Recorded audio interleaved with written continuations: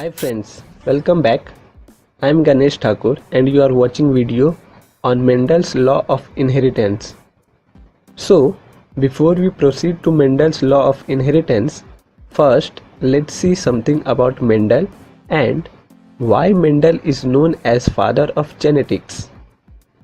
So, Mendel was born on 22nd July 1822 in Austria. He did his higher studies in physics, mathematics and natural sciences.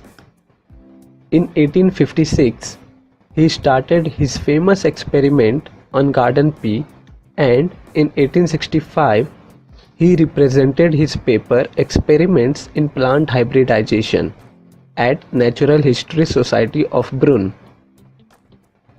But unfortunately, his work remained unnoticed at that time. Later, in 1900, three scientists, that is, Hugo de Vries, Karl Correns and Erich Schermak, rediscovered his finding independently. Based on Mendel's principles, Correns postulated three laws that are known as Mendel's law of inheritance. This opened a new field in biological science known as genetics, and Mendel is known as father of genetics. Now let's see Mendel's law of inheritance. Mendel's first law is law of dominance, which says in a cross between two organisms pure for any pair of contrasting character, the character which appear in first generation is called dominant and the one which is suppressed is called recessive. In this cross, recessive allele will always be masked by dominant allele. Therefore, a cross between a homozygous dominant and a homozygous recessive will always express the dominant phenotype. Thus, there is always uniform expression in F1 generation. Law of dominance can be explained with the help of monohybrid cross experiments. So, let's see this monohybrid cross experiment. What is the monohybrid cross? It is a cross between two pure parents differing in a single pair of contrasting character. So, let's see this monohybrid cross experiment. Mendel first selected some pure tall pea plant and pure dwarf pea plant and then crossed them. After crossing, he found that all the plant in F1 generation were tall. He started thinking, where the dwarfness has gone? Then he allowed natural selfing of all F1 hybrid. And he found that dwarfness reappeared in some plants. He got result that is all tall in F1 generation and tall and dwarf in F2 generation in the ratio of 3:1. Then he concluded that only dominant character expressed in F1 generation and not recessive character. Curly hair in humans is also a good example of dominance over straight hair. The law of dominance is significant and true, but not universally applicable. You know why? Because there are many cases where the dominance is not complete or absent and it shows intermediate expression in F1 generation. This is called incomplete dominance. For example, in 4 o'clock plant, when red flower is crossed with white flower, it shows pink color in F1 generation. That's why this law is significant and true, but not universally applicable. Okay, can you tell me one more example of this incomplete dominance or codominance? If yes, then write in the comment box. Now come to the topic. From the reappearance of recessive character in F2 generation, he concluded that in the F1 generation, factors do not mix with each other, but they remain together and during gamete formation, these factors separate or segregate. This is the second law of inheritance, that is law of segregation.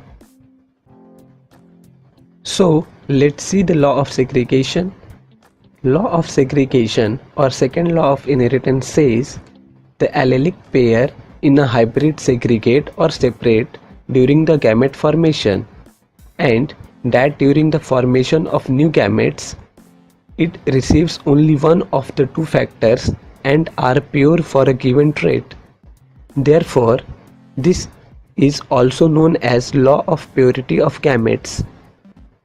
This law also can be explained with the help of monohybrid cross. So, take the same example of cross between tall and dwarf pea plant. In this, the reappearance of a recessive trait in F2 generation proves the law. All sexually reproducing organisms are diploid and gametes are haploid.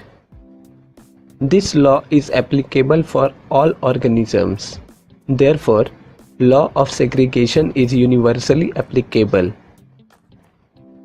Mendel's third law of inheritance is based on dihybrid cross. So, first let's see what is dihybrid cross. Dihybrid cross is a cross between two pure parents differing in two pairs of contrasting character. So, let's see the Mendel's third law, that is law of independent assortment. Mendel's third law states that the alleles of two or more different genes get sorted into gametes independently of one another. In other words, when a dihybrid forms gamete, assortment of alleles of different trait is independent of their original combination in the parents. Now let's see dihybrid cross experiment performed by Mendel. First, Mendel selected a variety of pea plant having yellow and round seeds and another variety having green and wrinkled seeds. He performed artificial cross and found that all seeds of F1 generation were yellow and round. He then allowed selfing of F1 generation plants, and surprisingly he found that seeds were of four types, that is yellow round, yellow wrinkled, green round and green wrinkled, in the ratio of 9:3:3:1. Out of four types, two were parental combination and two were new. The appearance of these new combination in F2 generation proves the law of independent assortment. The law of independent assortment is applicable only for those traits which are on different chromosomes and not for those which are on same chromosome. Thus, law of independent assortment is not universally applicable. So, that's all in this topic. Share this video more, stay with us and don't forget to subscribe. Thank you.